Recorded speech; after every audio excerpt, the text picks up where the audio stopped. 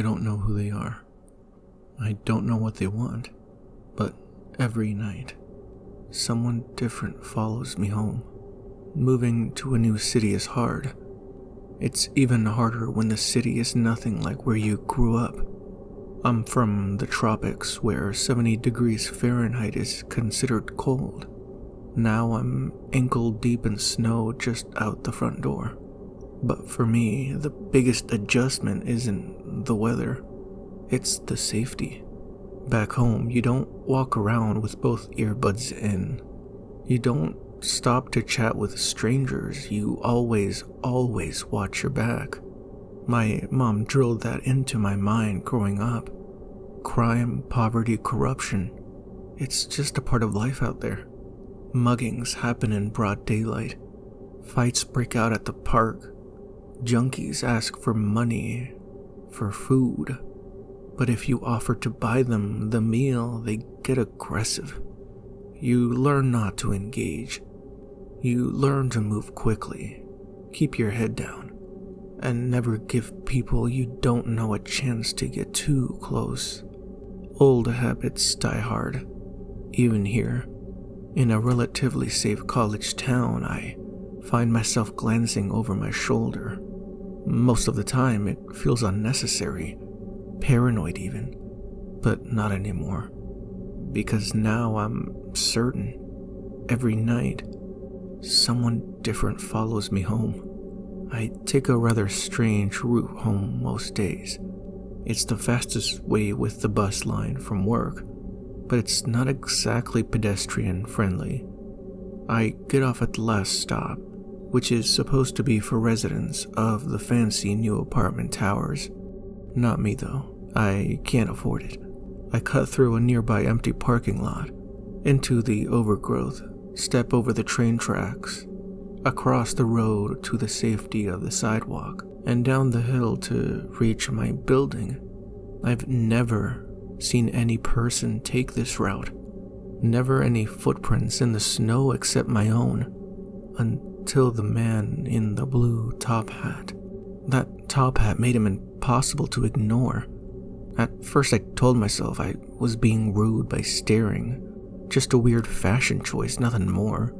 But something about him was off from the moment I spotted him on the bus.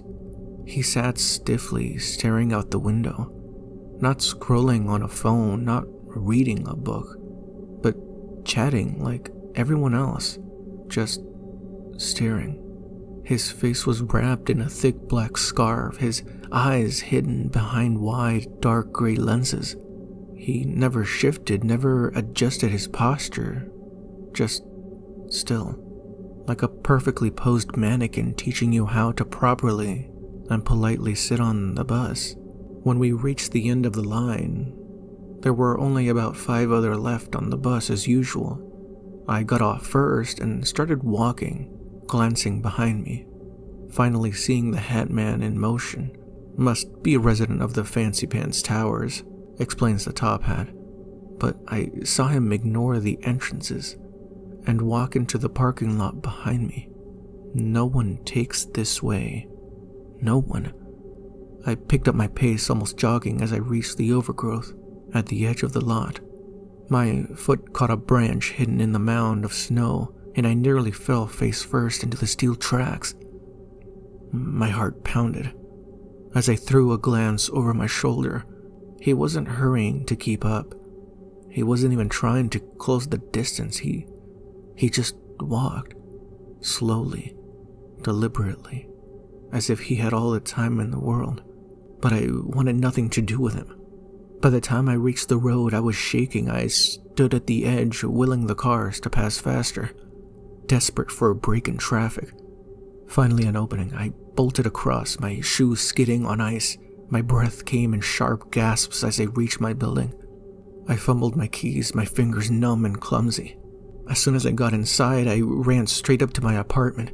My body screamed in relief, but my mind wouldn't let me rest. I had to check. I went to the window, expecting to see him still approaching the road and still coming towards my building.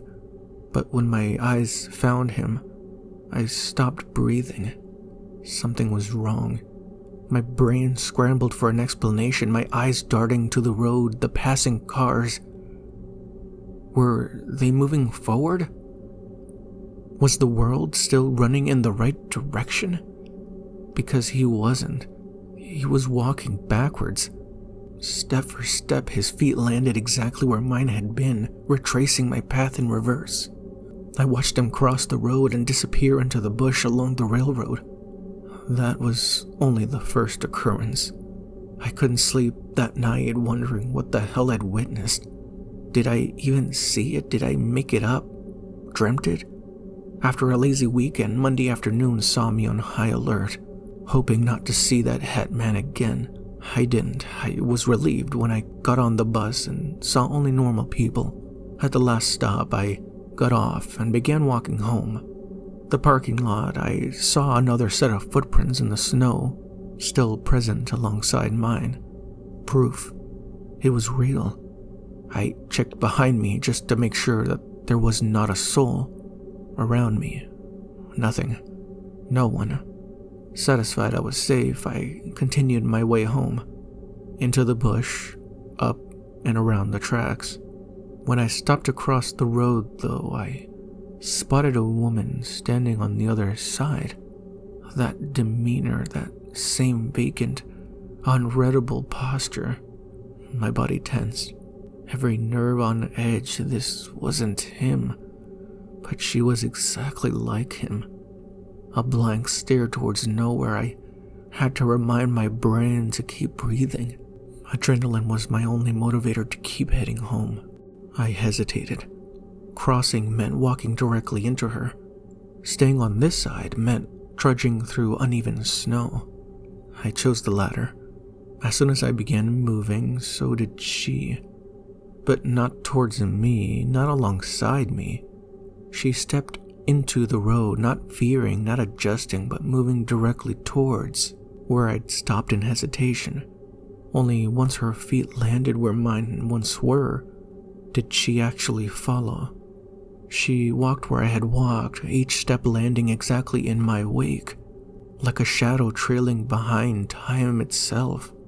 I didn't know if I should be absolutely terrified or thankful. Now I didn't have to think twice about crossing. I almost got run over in my desperate dash towards the safety of my building. I shut the lobby door behind me and immediately looked through the glass to check. Just like the hat man, she retreated, walking backwards along my footsteps until she was out of sight. I began crying out of sheer uncertainty and fear, the incapability of comprehending what my eyes were transmitting to my brain. Exhausted, I walked upstairs to my home and fell asleep on the sofa. The next morning, I didn't want to leave my apartment.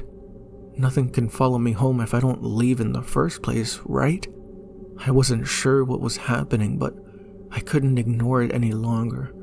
It wasn't just paranoia, something was wrong. The hat man, the woman, they weren't just two fucking freaks trying to mess with me. Their movements weren't random. There had to be a pattern. My mind raced with possibilities. I need to figure this out, to make sense of what was happening. So I grabbed the first thing I could, a notepad, and started scribbling down everything I'd seen, every detail, every movement. If I could map this out, maybe I could keep myself safe.